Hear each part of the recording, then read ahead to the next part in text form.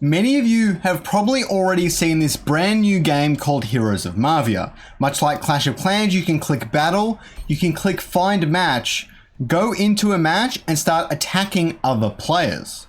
But is this necessary for Illuvium Zero? That is really the question everyone is asking. As you can see right here, it's very easy for me to drop down my hero, drop all my marines and battle the enemy, and it can be very, very fun. It's very grindy in its own right as well, but for the most part, it is very, very fun. As you can see right here, it's also quite polished and quite interesting, but what would this look like for Illuvium? That's what we're going to be talking about today, because I don't think raiding in Illuvium Zero is the right answer, and even if it is, it's actually going to be really quite difficult to do it properly, and I don't know if Illuvium Zero has what it takes in the near future. So I want to talk about that before you guys come at me and say that Illuvium Zero needs raiding all the time. I know a lot of people have been saying that in the chats ever since Heroes of Mavia came out, but we're going to talk about that. Firstly, the space can be maxed out with the 200 buildings. Okay, there is no more space left in Illuvium Zero for placing defenses, army camps, different research buildings, all the rest of it. The space is gone. You can really max out the space. As you can see here, this thing gets maxed out very, very quickly. There is not much you can do to be able to maximize this space even more. And adding in defenses, it's going to be quite difficult on that regard, okay? The other thing is, in addition of defensive buildings and structures, it might eliminate the fuel production potential. For example, if you can produce 1,000 Krypton, and now you've got to fill up half your base with defensive buildings to protect that 1,000 Krypton, you're really only producing 500. And those that opt out of attacking, which has been discussed many, many times, are simply going to opt out 99% of the time because they can produce way more than they can probably steal from other players. So it really just doesn't make much sense in the grand scheme of things. The other thing is, lore-wise, it's a little bit weird. If I had an Illuvium Zero plot inside Crimson Wastes, would I be able to attack someone on the other side of the map in Tiger Boreal? Would it take time for my troops to go and reach their land and go and attack them? It's very confusing, and it doesn't make a whole lot of sense in the way that the placement of everything on this giant map is quite integral to the way the story, the lore, and just the way the game wants to feel like it's building something proper. And attacking bases really randomly, really seamlessly feels like it goes against that quite a bit. So I don't think it's necessarily what people are after. The other thing is, given the sizes of the buildings, we can't actually use the alluvials to attack or defend our bases. Now, it sounds really cool to have a Ramfire go rain hellfire on someone's plot of Illuvium Zero, but it just doesn't really work. The buildings are significantly larger than the alluvials, and it would actually be drones, as Johnny has mentioned in the Discord before. It would actually be drones running around attacking attacking each player's base. Okay, it would be drones going attacking, maybe a tank drone. That would be pretty cool, but no alluvials, which would feel a little bit weird to me. I'm not a big fan of that in general.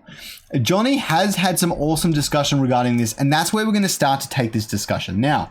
As you can see right here, Johnny said that raiding does not have to be negative effect on resources. For example, it could just be about stealing tech, copying, and not taking.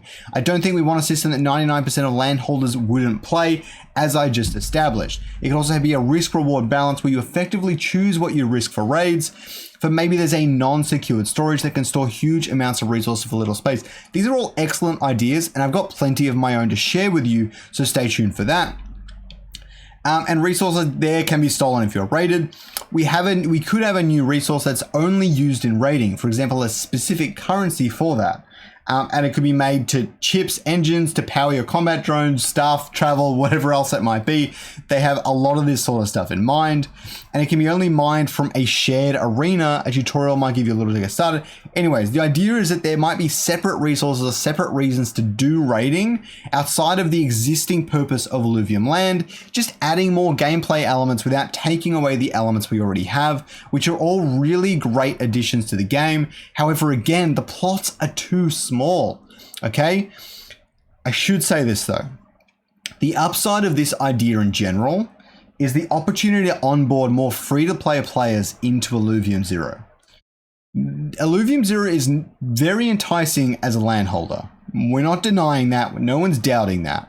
For a free-to-play player or someone who wants to come in and just play the game, it's not nearly as engaging. I think as a gacha collecting game, it's actually pretty sweet, but it's not as engaging as something like Clash of Clans or Heroes of Mavia.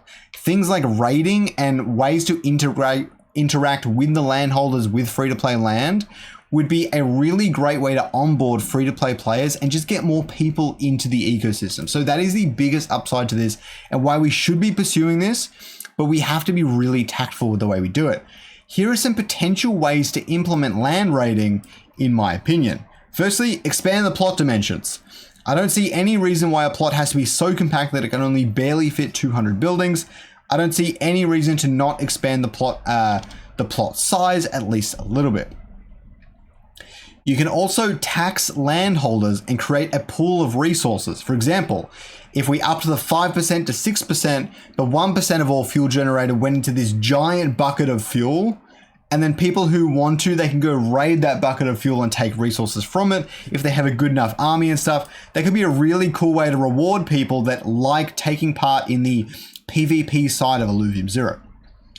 The other option is to allow every plot to have a secondary outpost. This is a place where you would put all your defensive buildings, all of your army buildings and all the rest of it, and have a really completely separate gameplay loop from what we already have. Now, it might overcomplicate the experience a little bit, but a lot of games like Clash of Clans have added this with things like the builder base, where they just started adding more bases, and people really enjoy it because it just gives them more things to do when they jump on to play the game.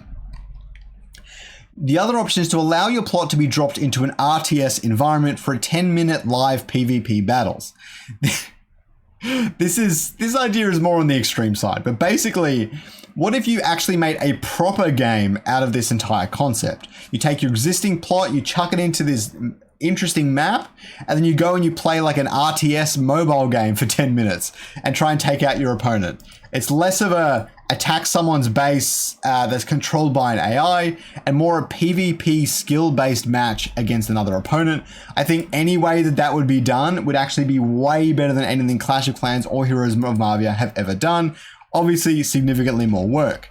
The other thing is that only allowing some items to be acquired by PvP does not change the existing fundamentals of the game, but without participating, you might not be able to do certain things.